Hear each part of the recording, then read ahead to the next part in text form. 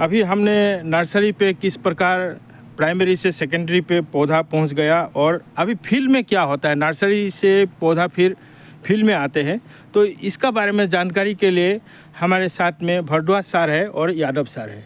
हम दोनों से नमस्कार, नमो नमः, सत श्री अकाल और वणक्कम। आपको मेरा चैनल पे स्वागत है। हम देख रहे हैं हमारा अरुणाचल और मैं आप सबको स्वागत करता हूं। अभी ये एपिसोड में पार्ट 2 में आपको पाम ऑयल कल्टीवेशंस का बारे में बताएंगे। पार्ट 2 में पाम ऑयल कल्टीवेशंस के बारे में। अच्छा, इससे पहले आप अगर मेरे को अच्छा पाते हैं तो इस चैनल को सब्सक्राइब कीजिए, अपने दोस्तों को भी सब्सक्राइब करने के लिए रिक्वेस्ट कीजिएगा मेरा तरफ से। और कहानी अच्छा लगता है तो लाइक कीजिए, शेयर कीजिए, कमेंट्स कीजिए। फिर आपसे रिक्वेस्ट करता हूँ एक बार ज़रूर सब्सक्राइब कीजिए और आपको जो है मैं कुछ दिखाने का ज़रूर कोशिश करूँगा। ये तो चलिए आगे बढ़ते हैं, देखते हैं do palm oil cultivation plantation की नर्सरी से जब पौधा फील्ड में आ जाते हैं ना सर, तो उस समय किसान को क्या क्या बातों का ध्यान रखना पड़ता है सर? जब नर्सरी से फील्ड में जब फार्मर के यहाँ आता है तो पहले तो उसको लेआउट किया जाता है और उसका 9 मीटर इंटू 9 मीटर ट्रायंगल में उसका लेआउट करते हैं। लेआउट करने के बाद जो है फिर पिट डिगिंग उसको करते हैं। पिट डिगिंग का साइज जो है 2 बाई 2 फीट जो है रखते हैं। 2 फीट चौड़ा, 2 फीट गहरा, 2 फीट लंबा। उसके बाद उसको फिर डिगिंग करने के बाद जो है उसमें वर्मी कंपोस्ट हो या कोई ऑर्गेनिक मटेरियल हो तो उसमें दो किलो जैसे डाल दिया। अगर नहीं ऑर्गेनिक मटेरियल तो डीएपी जो है 200 ग्राम डाल के फिर पुली को लगा दें। पुली लगाने के बाद फिर उसमें जो है आप 3 महीना तक कोई फर्टिलाइजर नहीं देना है। कोई केवल पानी का सिंचाई का जरूरत पड़ता है तो यहाँ पानी तो जरूरत नहीं, इसलिए यहाँ नॉर्थ ईस्ट में पानी ऑटोमेटिक हर बिल्कुल होता ही रहता है। तो इसलिए यहाँ सिंचाई की कोई आवश्यकता नहीं। नॉर्थ ईस्ट में बिना सिंचाई का प्रॉब्लम है। फिर 3 महीना के बाद जो है उसमें फर्टिलाइजर देते हैं। यूरिया का मात्रा जो है उसको देते हैं। इस साल में 2 बार चलते जो है फर्टिलाइजर देते रहेंगे उसमें आफ्टर 3 ईयर्स में जो है फिर इसकी फ्लावरिंग आना शुरू होती है। 3 साल में फ्लावरिंग फर्स्ट फ्लावरिंग जो होता है उस समय एवुलेशन क्रिया करते हैं। एवुलेशन करते होता है, फूल को डैमेज कर देते हैं, फल न लगे। वो इसलिए करते हैं कि उस समय अभी पौधा का ग्रोथ अभी नेचुरल नहीं होता है, तो उससे पुलिस को और ग्रोथ हो जाएगा, मेच्योरिटी आ जाएगा, तो लॉन्ग टाइम तक उसका प्रोटीन और प्रोडक्शन अच्छा से देगा। फिर आपको आपने बताया कि 2 बाय 2 का तो उसका पिच तैयार करना पड़ेगा लेआउट के बाद में। जी जी। और फिर ऑर्गेनिक मैटर हो तो ऑर्गेनिक मैटर अवेलेबल है तो दे सकते हैं, नहीं तो फर्टिलाइजर डीएपी वगैरह डाल। और फिर ट्रांसपोर्टेशन को लगाना है और फिर 3 महीने बाद में फिर से उसको खाद देना है। जी जी, 3 महीने के बाद एवरी 3 मंथ ऐसा 3 साल तक हमको देना है। जी जी और उसके बाद में उसको छोड़ देना है। जी। फिर सर एक आपने बोला एवोल्यूशन, हाँ, एवोल्यूशन 3 साल के बाद बारे में भी जानकारी देंगे। नमस्ते से सभी लोगों को हमारा, मैं महेंद्र सिंह यादव यहाँ क्रिएप ऑयल पाम में एज ए जो है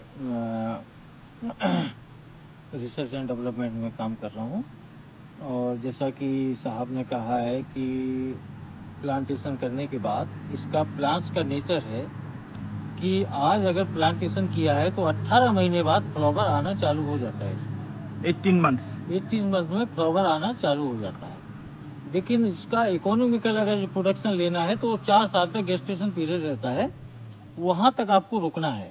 लेकिन नेचुरलिटी ऐसा है कि 18 महीने में फ्लावर आना स्टार्ट हो जाता है, तो उस फ्लावर को हमको निकालना पड़ता है। इसका टूल्स भी है, और अगर हाथ से भी निकालेंगे तो थोड़ा सा करके ऐसा झटका देंगे निकल आता है, लेकिन टूल्स है उसको फटा के फटाक से निकल जाता है, छोटा सा रहता है। तो उसको वो उस एक्टिविटी को कहते हैं, उसकी टेक्निकल भाषा में एवोल्यूशन करते हैं। जो फ्रूट नहीं लेना है उसको निकाल देते हैं। वो 18 महीने से जो 3 साल तक, जो 3rd ईयर तक होगा वो चलता रहेगा।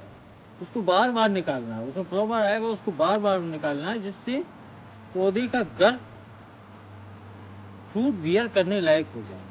जी 4 साल और 3 साल के बाद उसको एवोल्यूशन बंद कर देते हैं और उसके बाद उसको छोड़ देते हैं। तो जो 4था साल तक आते आते उसमें फ्रूट बनना, फ्लावर से फ्रूट बनना चालू हो जाता है। क्योंकि इसमें 2 राउंड आते हैं, एक मेल का राउंड आता है, एक फीमेल का आता है। मेल फीमेल एक ही पौधे पे लगते हैं। फीमेल का आएगा, मेल का राउंड आएगा, साथ साथ आते हैं, जिससे जो है जो पोलिनेशन की एक्टिविटी है वो प्रॉपर होती रहे। मेल का राउंड भी जरूरी है फीमेल के साथ। अगर मेल ही मेल आ गया है तो कहीं ना कहीं कोई प्रॉब्लम पौधे में आ रहा है। लगातार मेल आ रहा है तो कहीं ना कहीं पौधे में प्रॉब्लम है।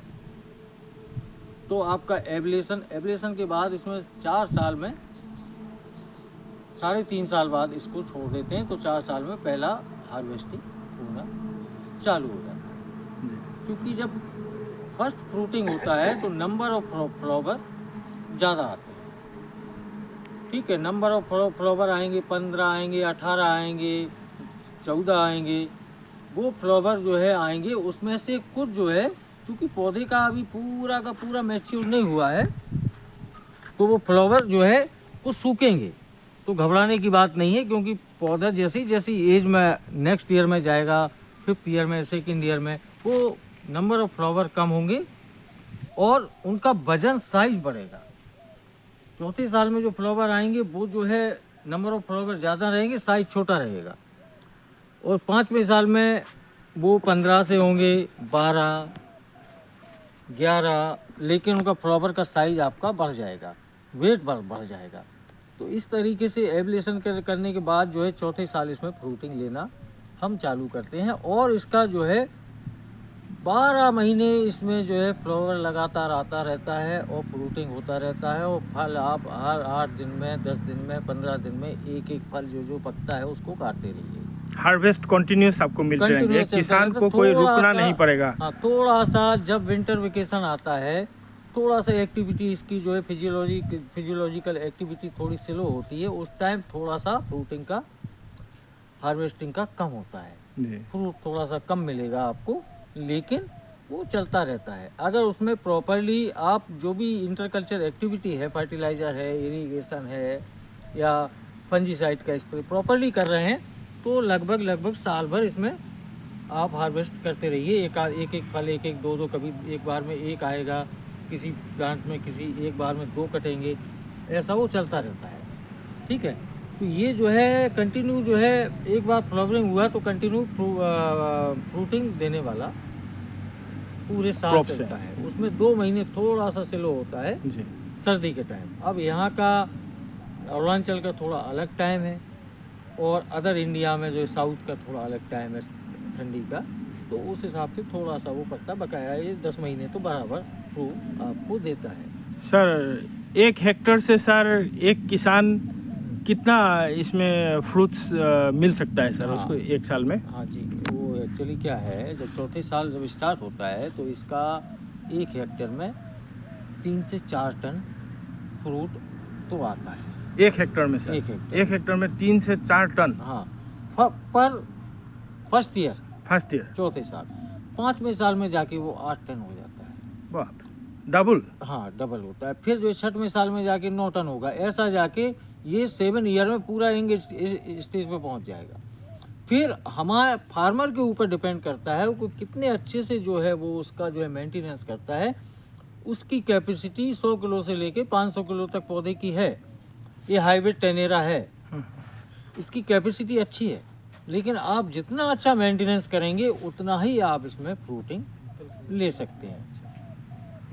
आप जाके मान लीजिए फार्मर ने तो 1 हेक्टेयर में एवरेज 15 से 20 टन तो आता ही है, लेकिन कोई 25 टन भी लेता है, कोई 30 टन लेता है, 35 टन लेता है, 40 टन लेता है पर हेक्टेयर। 1 हेक्टेयर में 143 प्लांट आते हैं। एक हेक्टर में 43 143 143 9 plants। इंटू 9 मीटर पे लगता है, ट्राइंगल पे Spacing। लगता है, ट्राइंगल पे लगता है। ट्राइंगल का मेन लगाने का इसका रीजन ये है कि जब सूरज पूरब से निकलता है तो एक पौधे की छाया दूसरे पौधे पे नहीं पड़ती। स्क्वायर में लगा देंगे तो सूरज निकलेगा तो एक पौधे की छाया दूसरे पौधे पे पड़ेगी। क्योंकि इसको 6 से 8 घंटे सनलाइट का लिखा हुआ है, 6 घंटे मिनिमम जी चाहिए। जी इसकी जो एक्टिविटी जी है ना, फिजियोलॉजिकल एक्टिविटी करने हाँ के लिए इसको 6 चाहिए। आवर्स हाँ, सन सन चाहिए इसको। तो सूरज पूरब से निकलता है और पश्चिम तक जाते जाते एक पौधे की छाया दूसरे पर नहीं पड़ेगी, इसलिए इसको ट्रायंगल में लगाते हैं। स्क्वायर में इसलिए नहीं लगाते, इसलिए इसकी ये मेन जो है टेक्निक ये है, ट्रायंगल में लगाने का मेन रीजन ये है। और हवा का आवागमन क्रॉस होता है। जी स्क्वायर में लगा दोगे कि हवा का क्रॉस नहीं होगा, ये ट्रायंगल में रहेगा तो हवा निकल जाएगी क्रॉस होकर। तो ठीक है, मेन तो सनलाइट है।